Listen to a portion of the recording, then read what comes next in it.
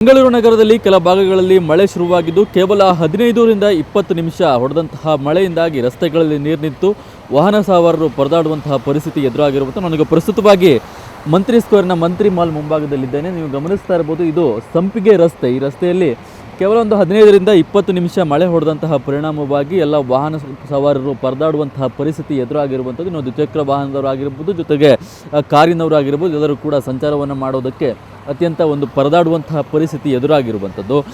ಕೇವಲ 15 ನಿಮಿಷ ಹೊಡೆದಂತಹ ಮಳೆ ಇದು. ಈ ಕಾರಣದಿಂದಾಗಿ ಎಲ್ಲ ರಸ್ತೆಯ ಸುಮಾರು ಒಂದು ಅರ್ಧ ಮುಕ್ಕಾಲು ಅಡಿಯಷ್ಟು ನೀರು ನಿಂತಿರುವಂತಹ ಕಾರಣ ವಾಹನ ಸವಾರರು ಪರದಾಡುವಂತಹ ಪರಿಸ್ಥಿತಿ ಸದ್ಯಕ್ಕೆ ಎದುರಾಗಿದೆ.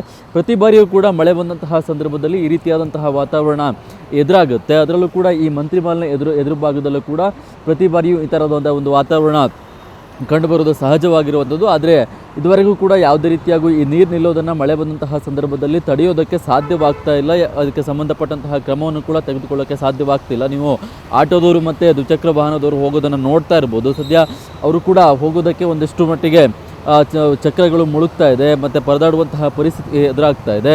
ಪ್ರತಿ ಬಾರಿಯೂ ಕೂಡ ಇದೇ ರೀತಿಯಾದಂತಹ ವಾತಾವರಣಗಳು ಸದ್ಯಕ್ಕೆ ಎದುರಾಗ್ತಾ ಇದೆ. ಇವತ್ತು ರಾತ್ರಿ 11:40 ಸುಮಾರಿಗೆ ಶುರುವಾದಂತಹ ಮಳೆ ಕೇವಲ ಒಂದು 12 ಗಂಟೆಯ ಅಷ್ಟರಲ್ಲಿ ಹೊಡೆದಂತಹ ಕಾರಣದಿಂದಾಗಿ ಈ ರೀತಿಯಾದಂತಹ ವಾತಾವರಣ ಎದುರಾಗಿದೆ. ಇನ್ನು ನಗರದ ಹಲವು ಭಾಗಗಳಲ್ಲಿ ವಿಧಾನಸೌಧ, KR ಸರ್ಕಲ್ ಹಾಗೆ ಕಾರ್ಪೊರೇಷನ್ ಸರ್ಕಲ್ ಇನ್ನಿತರ ಹಲವು ಭಾಗಗಳಲ್ಲಿ ಮಳೆ ಆಗಿದೆ. ಇನ್ನೂ ಕೂಡ ಮಳೆ ಆಗುವಂತಹ ಸಾಧ್ಯತೆ ಸದ್ಯಕ್ಕೆ ಕಂಡು ಬರ್ತಾ ಇರುವಂಥದ್ದು.